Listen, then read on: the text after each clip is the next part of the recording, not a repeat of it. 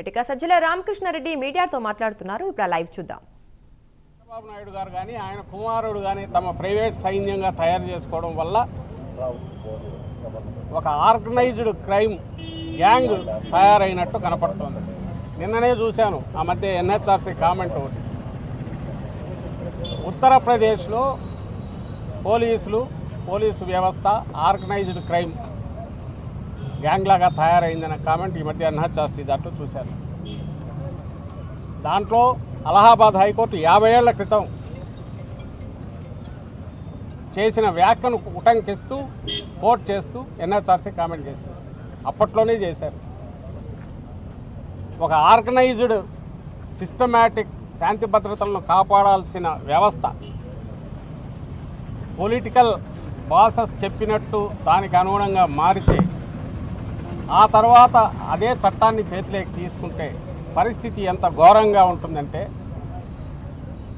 ఒక criminal గ్యాంగ్కు uniform వేసినట్టు ఉంటుంది అని అన్నారు. దాన్ని కోర్టు చేస్తూ మళ్ళీ ఎన్హెచ్ఆర్సీ ఈ మధ్య జడ్జిమెంట్లో చెప్పింది. దానికి 200% ఎక్కువ ఈరోజు ఇక్కడ పరిస్థితి కనపడుతుంది. ఈరోజు మేము ఇక్కడికి వచ్చి చూసిన వ్యక్తి లక్ష్మీనారాయణ అనే వైఎస్ఆర్సీపీ సానుభూతి పరుడు. ఏ పార్టీ సానుభూతి పరుడో ఏ పార్టీ కార్యకర్త కూడా ఇక్కడ ఇష్యూ కాదు.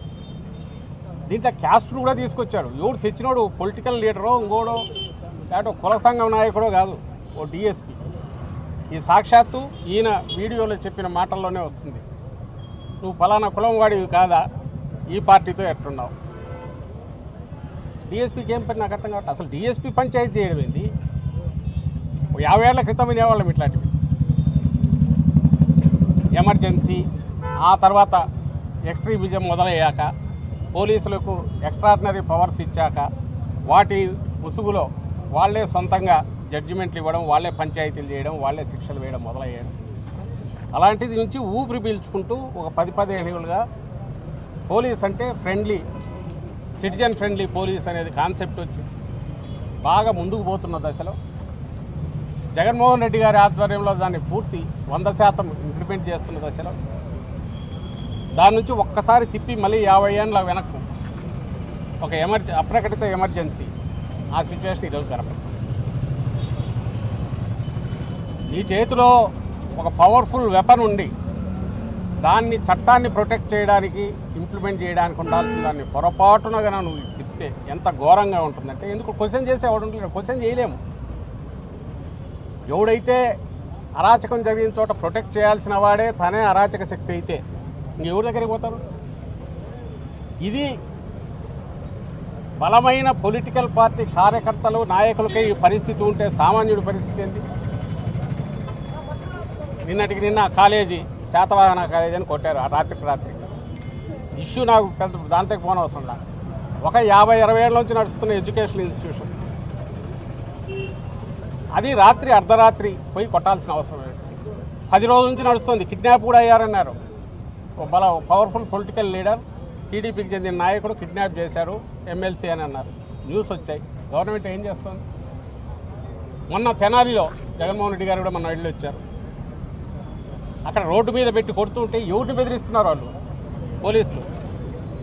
సామాన్య ప్రజలనే కదా. ఎవరికి హెచ్చరిక చేస్తున్నారు?